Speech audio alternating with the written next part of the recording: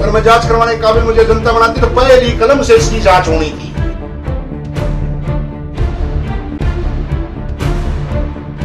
रेवाड़ी शहर की दुर्गति करने के लिए कैप्टन साहब के परिवार ने आज तक एक ही काम किया, वोट कटवा नेता खड़े करो और अपने 26-25% वोट से शहर का विधायक बन जाओ। सबसे पहले कैप्टन का छोरा जब एमएलए चुनाव जीता, सबसे पहले मर्फी का डब्बा कहां दे के आया था आपने? रणधीर सिंह कापड़ीवास के देखा था, बनियान में बैठा था, फोटो में खिंचाने लग रहा था कि मेरा बेटा आ गया और मैंने बर्फी खवा के जा रहे हैं। ये किसी बड़े आदमी को गाड़ी पक के बड़े आदमी के ऊपर कीचड़ उछाड़ के और सोचते हम नेता बन, क्योंकि मीडिया में आ जाते हैं। बड़ी तकलीफ होती है जब मैं शहर से निकलता हूं, कैप्टन साहब की गली से निकलते हैं, सारे रोड टूटे पड़े। आज हमेशा एक ही चीज पे चलते रहे कि जैसे तैसे करो, तेरा राज आए तू लूट ले, मेरा आए मैं लूट लूं। पाला बदलने की उनकी आदत ये हमेशा से रही है। पहले भी उन लोगों ने अपनी पार्टी बनाई, कांग्रेस पार्टी में उनके लिए नो वैकेंसी का बोर्ड लगा हुआ है। सावधान रहने की जरूरत है कि जहां ये जाते हैं उसी पार्टी को ये खा जाते हैं। मुझे लगता है ये विभीषण है कि जहां भी ये जाते हैं अपने घर को ही भेजने का काम ही करते हैं। दक्षिण हरियाणा की सियासत में उबाल, लगातार लग रहे हैं आरोप। राव इंद्रजीत समर्थक भाजपा के रेवाड़ी से विधानसभा प्रत्याशी सुनील मूसेपुर ने पूर्व मंत्री कैप्टन अजय सिंह यादव को बताया भ्रष्ट, पूर्व विधायक रणधीर सिंह कापड़ीवास को बताया नकारा। बोले कैप्टन अजय सिंह यादव ने बना रखा है वोट कटवाओं का एक गिरोह। 35 साल राज करने के बावजूद केवल किया लूटने का काम, गठजोड़ का भी दिया प्रमाण। बोले कांग्रेस विधायक चिरंजीव राव ने चुनाव जीतने के बाद सबसे पहले कापड़ीवास को खिलाई मिठाई। पूर्व जिला प्रमुख सतीश यादव पर भी साधा निशाना। बोले सभी जानते हैं जयचंद कौन, प्रधानमंत्री नरेंद्र मोदी के आशीर्वाद से मिला था टिकट, लेकिन इन लोगों ने किया विश्वासघात, पार्टी के खिलाफ किया काम। वहीं दूसरी ओर रेवाड़ी से कांग्रेसी विधायक चिरंजीव राव ने भी किया बड़ा पलटवार। बोले हमारे पास विकास कार्यों की लंबी फहरिस्त, आरोप लगाने वाले नहीं जानते रिश्तों की कीमत। लगातार केंद्रीय मंत्री होने के बावजूद नहीं कराया कोई विकास कार्य। अब आपको दिखाते हैं किस तरह से गुरुग्राम से सांसद केंद्रीय राज्य मंत्री राव इंद्रजीत समर्थक रेवाड़ी विधानसभा से भाजपा प्रत्याशी सुनील मूसेपुर ने एक के बाद एक कैप्टन अजय सिंह यादव, सतीश यादव व कापड़ीवास पर गंभीर आरोप लगाए। वहीं पलटवार में रेवाड़ी से कांग्रेसी विधायक चिरंजीव राव ने क्यों कहा आरोप लगाने वाले नहीं जानते रिश्ते। वो हिस्सा नहीं हूं कि मैं जांच करवाने के काबिल हूं। अगर मैं जांच करवाने के काबिल मुझे जनता बनाती तो पहली कलम से इसकी जांच होनी थी और 50 साल का हिसाब भी लिया जाना था। ये सवाल आप मुझसे जब पूछना, जब कभी आपकी पीडब्ल्यूडी की सड़कें कौन करेगा? स्टेट गवर्नमेंट करेगी। आपके सीवरेज कौन करेगा? स्टेट गवर्नमेंट करेगी। बिजली कौन करेगा? स्टेट गवर्नमेंट करेगी। आपकी लोकल बॉडी को कौन देखा? स्टेट गवर्नमेंट देगी। स्टेट गवर्नमेंट में कब थे वो? आप बताइएगा मुझे, रेवाड़ी में कब थे? सत्ता आपके पास रही है। पीछे 15 साल आपके पिताजी रहे, 30 साल आप रहे, अब 3 साल आपके छोरे को हो गए। आजाद हुए कितने साल हुए हमें बताइएगा आप? जब सारी सत्ता सरकार हरियाणा की आपके पास रही, आपने ही काबू रखा और आपने इस शहर का विकास नहीं होने दिया, आप जवाब मांगते हैं। किससे मांगते हैं? सेंट्रल गवर्नमेंट से। सेंटर तो आज काम कर रहा है ना, सेंटर के सारी स्कीमें चालू हो रही है ना, लग रही है ना। अब उसके अंदर जो आपने नीचे जो गठजोड़ बना रखा है, इसको जनता को तोड़ना ही पड़ेगा, क्योंकि रेवाड़ी की जनता अब कितने दिन सहेगी? आपने तो पीढ़ियां पैदा करनी है, आप बंद नहीं हो रहे पीढ़ियां पैदा करने नहीं दिया इन्होंने।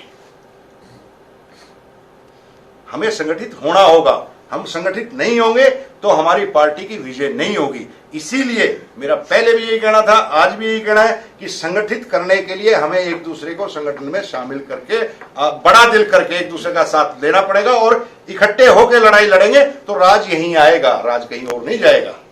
संगठित होने की जरूरत है, लेकिन जैसे ही कोई संगठित करने की कोशिश करता है उसमें ये कुकरमुख जो है ये अपना क्या बोलूं उसको शब्दों में जामन डाल देते हैं, जिससे वो सारा दूध फटके और खिंड जाए और वही 25-24% पे कैप्टन का छोरा या कैप्टन का पोता या कैप्टन का बापू उन्हें सीट निकाल के रेवाड़ी को दुर्दशा के हवाले कर देंगे। 4-5 लोग हैं जिसमें आपके कापड़ीवास जी आ गए, आपके सतीश जी आ गए, आपके और दूसरे जो छोटे भैया नेता हैं जो यहाँ के राजनीति करते हैं। क्या करते हैं? ये वोट कटवा है। आप जब जब चुनाव हुआ पिछले 50 साल में उठा लो, कभी इसको वोट दिलवा दी, कभी उसको दिलवा दी, 5-6 खड़े कर दिए और रेवाड़ी शहर की दुर्गति करने के लिए कैप्टन साहब के परिवार ने आज तक एक ही काम किया कि वोट कटवा नेता खड़े करो और अपने 26-25% वोट से शहर का विधायक बन जाओ। और पिछले 50 साल में मैं ये नहीं कह रहा, ये आपको सबको ज्ञात है, सबसे पहले कैप्टन का छोरा जब एमएलए चुनाव जीता, सबसे पहले बर्फी का डब्बा कहाँ दे के आया था? आपने फोटो खींचे थे या नहीं खींचे थे? किसके घर दे के आया था आप बताओ जरा? रणधीर सिंह कापड़ीवास के देखा था, बनियान में बैठा था, फोटो में खिंचाने लग रहा था कि मेरा बेटा आ गया और मैंने बर्फी खुआ के जा रहे हैं। आपने सबने देखा होगा, नहीं है तो मैं फोटो आपको दे देता हूं। सबसे पहले तो जो इस शहर का नाश करने का काम कर गए वो ये 4-5 लोग हैं जिन्होंने कभी इस रेवाड़ी की जनता की सुनने ही नहीं दी, क्योंकि राज में ये आके बैठ गए, राज स्टेट में किसी को करने नहीं दिया। दूसरा कोई आम कार्यकर्ता, आज भाई सतीश की प्रेस कॉन्फ्रेंस सुन रहा था मैं, वो कहने लगे आम आदमी को नहीं आने देते। अरे ये सारे ही हैं, एक दूसरे के मिलाऊ हैं ये सारे। वो आपको समझ में आ जाती होगी, इतना तो आप भी कॉमन मैन हो, आपकी समझ, आम आदमी की समझ में आने लगी ये भाषा है कि ये क्यों, ये नेता कैसे बने? किसी बड़े आदमी को गाड़ी बक के बढ़ सकते हैं, वैसे नेता नहीं बन सकते। रेवाड़ी की जनता मानती नहीं इनको नेता। लेकिन हर बार देख रहे हो ना चुनाव में क्या हाल होता है, ये किसी बड़े आदमी को गाड़ी बक के, बड़े आदमी के ऊपर कीचड़ उछाड़ के और सोचते हैं हम नेता बन, क्योंकि मीडिया में आ जाते हैं, अखबारों में आ जाते हैं, 2 दिन चर्चा चल जाती है, सोचते हैं हम गाड़ी बक के नेता बन जाएंगे। बट ऐसा होने वाला नहीं है। रेवाड़ी की जागरूक जनता, रेवाड़ी की जनता समझती है कि ये नेता नहीं, ये शब्द मैं इस्तेमाल नहीं करूंगा, वो फिर असावधानिक हो जाएगा। ये इस तरह के हैं कि इनका काम यही है, एक दूसरे को गाड़ी बकना और चुनाव के टाइम सारे इकट्ठे होकर एक दूसरे की ऐसी तेजी करना, क्योंकि रेवाड़ी का विकास नहीं चाहते। अगर विकास चाहते, मैंने 4-5 दिन पहले जो उसका प्रोग्राम था उसमें बोला था कि सबको संगठित होके हम क्यों लड़ाई लड़ना चाहते हैं। 1957 में, हम 1857 में हमारे शहीदों ने, तुलाराम जी ने, शहीदों ने लड़ाई लड़ी अंग्रेजों के खिलाफ। हमने देश को आजाद करवाया। आजाद करने के बाद देश बना, प्रदेश बना। प्रदेश बनने के बाद हमारे अंदर एक दूसरे में लड़ाई करवा के और वोट का बंटवारा करवा के ये कटवा नेता जो है, वो दबाव से उसने मेरे पे मुकदमा दर्ज कराया जो कि झूठा है। और आने वाले 2 साल में, अभी तो पहला मुकदमा दर्ज हुआ है, जो 18 मुकदमे पिछले सरकार में गाया करता, चुनाव में मेरे में दुष्प्रचार जो करा करता, उसके खिलाफ एक मुकदमा पहली बार दर्ज करा पाया। और अभी आने वाले 2 साल में और 10-20 मुकदमे, जैसे 420, 120, 120B और क्या क्या होते आरोप जो लगते हैं, छेड़खानी के, पैसा खाने के, डकैती डालने के, जो भी लगा सकता है, वो पूरी कोशिश करेगा ये सारे मिलकर कि इस बार फिर घेरने की कोशिश करेंगे, क्योंकि उनको पता है कि रेवाड़ी की जनता अब छिक चुकी है उनसे। रेवाड़ी की जनता अब हिसाब चाहती है। जब एक शहर में से हम निकलते, मुझे बड़ी तकलीफ होती है जब मैं शहर से निकलता हूं, कैप्टन साहब की गली से निकलते हैं, वो सारे रोड टूटे पड़े आज भी। क्यों? क्योंकि उनकी प्लानिंग ही नहीं की गई कि प्लानिंग करके पानी कहां से निकलेगा, नाले कहां से बनेंगे, शहर की सफाइयां कैसे होंगी। कभी कोई प्लानिंग नहीं की। हमेशा एक ही चीज पे चलते रहे कि जैसे तैसे करो, तेरा राज आए तू लूट ले, मेरा आए मैं लूट लूं, दोनों आपस में गठजोड़ करके लगे रहे। और पिछले 35-50 साल से दोनों ने गदर बचा रखा है। आज ये भाषण देते हैं उसके खिलाफ, उसके खिलाफ, पता नहीं क्या क्या। आप 2 दिन से आप लिख रहे हो, अगर आपका कोई सवाल हो तो उसमें 2 दिन से करीब मैं देख रहा था कि इस रेवाड़ी का जिन्होंने 50-60 साल से नाश करने का काम किया, वो कुकरमुख की तरह बिलों में से ऐसे निकल के आ रहे हैं। नेता नहीं कहूंगा मैं, उनको कहूंगा कि भाई ये अपने स्वार्थ की राजनीति में 1947 में करीब देश आजाद हुआ था और आजादी के बाद से आज तक इस शहर के लिए हमारी जनता ने प्रतिनिधि चुना। दरअसल जो हमारे लोकल काम है वो सारे स्टेट गवर्नमेंट में होते हैं और पिछले 50 साल में 15 साल कैप्टन अजय सिंह का पिताश्री इस रेवाड़ी का विधायक रहा। 15 साल मतलब 3 योजना रहा। 6 योजना आपका कैप्टन अजय सिंह यादव मंत्री रहा। अब की बार कैप्टन यादव का छोरा मंत्री बन गया। मतलब कहने का 15, 6, 30, 45 और 5 ये ला लो, 50 साल, 45, 40 साल जिन्होंने इस शहर के ऊपर राज किया, वो इस शहर की दुर्दशा के जिम्मेदार हैं। और ये मानना पड़े। मैं ये प्रेस कॉन्फ्रेंस इसलिए नहीं कर रहा कि किसी को जवाब देना है, मैं सिर्फ इसलिए कर रहा हूं कि रेवाड़ी की जनता इस बारे में जागरूक हो कि 50 साल से वो लोग किस, राव साहब का कोई लेने देने नहीं इससे, उनका कार्रवाई करने का पार्टी को उनको शिकायत करने का मौका होता है। हमने शिकायत कर दी। कार्रवाई पार्टियों का काम है, पार्टी कैसे किस तरह से एक्शन, इसको इनाम कह लो या कुछ भी कह लो, आप जो उचित समझे शब्द, बट पार्टी के सब संज्ञान में है और पार्टी को सब कुछ पता है कि पार्टी में क्या हो रहा है। पार्टी बहुत मजबूत है। मैं ये पूछना चाहता हूं, पार्टी मजबूत हुई है हम सब कार्यकर्ताओं से। कार्यकर्ता जब तक है पार्टी तब तक होती है, और कार्यकर्ता, हम रोजाना कार्यकर्ताओं को जोड़ रहे हैं। भारतीय जनता पार्टी, नरेंद्र भाई मोदी इतना बढ़िया काम कर रहे हैं, जन जन तक पहुंचाने की कोशिश करते हैं। लेकिन कुछ लोग होते हैं छोटी मोटी बातें करते रहते हैं, वो तो होती रहती है। हमारे इलाके की नेता, अच्छी बात है, बहुत मुबारक हो उनको ये पद, और हमारे लोगों के साथ अच्छा, हमारे पड़ोस की है, हमारे यहाँ की MP भी रही है, वो बहुत अच्छी चीज है। कार्यकर्ता था जिसको कोई जानता भी नहीं था, ये कह रहे हैं वो, उस आदमी को टिकट मिली। आदरणीय प्रधानमंत्री नरेंद्र मोदी जी, अमित शाह जी की दी हुई टिकट थी, और वो खुद यहाँ प्रचार के लिए भी आए, प्रसार के लिए भी आए, समझाने के लिए भी आए। लेकिन फिर भी इन्होंने क्या गुमराही फैलाई, वो आपके सबके सामने, आपके जग जाहिर है, आपने भी खूब प्रेस कॉन्फ्रेंस अटेंड करी है उनकी। उन्होंने एक ही कहा, नकली भाजपा असली भाजपा। क्यों?